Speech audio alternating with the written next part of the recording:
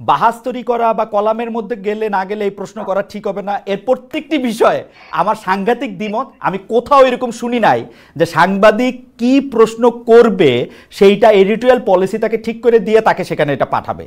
কি এখানে হলো কি, আমরা যদি মানে এইটা একটা যে সংস্কৃতি উপদেষ্টার সামনে তার যে প্রেস কনফারেন্স, সেখানে যে ঘটনাটা ঘটেছে, সেখানে আমরা নানাভাবে এই বিষয়টাকে দেখতে পারি। একটা হলো যে আমরা যখন এই প্রোগ্রামটা মানে এখন যে প্রেস কনফারেন্সটা ডাকা হলো, সেখানে সাংবাদিকরা যখন প্রশ্ন করছেন, আপনি নিজে রিপোর্টার ছিলেন, তাসনিম খলিলও রিপোর্টার ছিলেন, আমি সেই অর্থে রিপোর্টিং করিনি, কিন্তু আমরা একটা জিনিস জানি যে আপনি তখনই ওই প্রশ্নটা করবেন যেটা আপনি ছাপবেন বা আপনি দেখাবেন।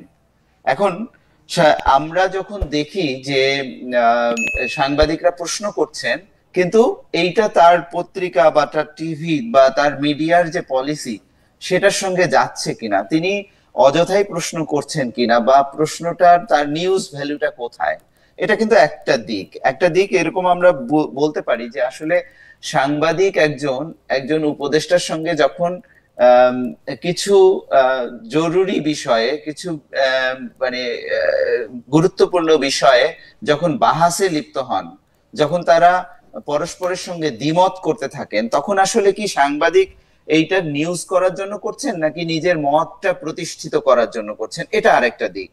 এখন তৃতীয় যে দিকটা, সেটা হলো যে আমার কাছে যেটা মনে হয়, দ্বিতীয় দিকটা নিয়ে আমি একটু বলি যে একজন সাংবাদিকের কাজ কিন্তু বাহাস তৈরি করা না। তিনি কিন্তু এই নিউজটা উপদেষ্টার কাছ থেকে একটা নিউজের বিষয় নেবেন এবং সেটা তিনি নিউজ আকারে প্রকাশ করবেন।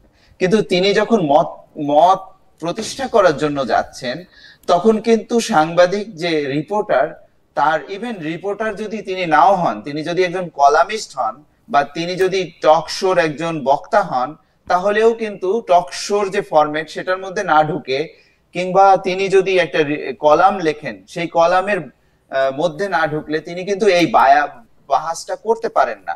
কিন্তু আমরা দেখছি যে তিনি করছেন। এখন এই প্রেক্ষাপটটা কেন এলো?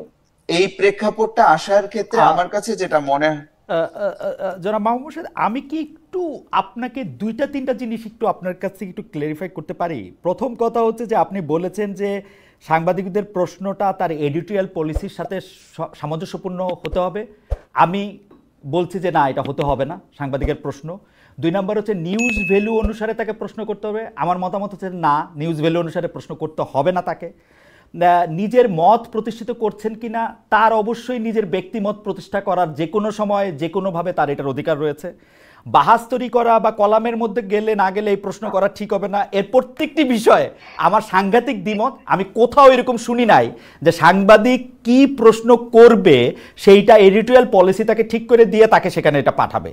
কি ছাপবে, কি প্রকাশ করবে, সেটা আলাদা কথা, কিন্তু আলাদা গল্প। কিন্তু আপনি একটা সাংবাদিককে যদি একটা গাইড বই দিয়ে জনাব মোর্শেদ কোথাও পাঠান, আমি এটা শুনি নাই।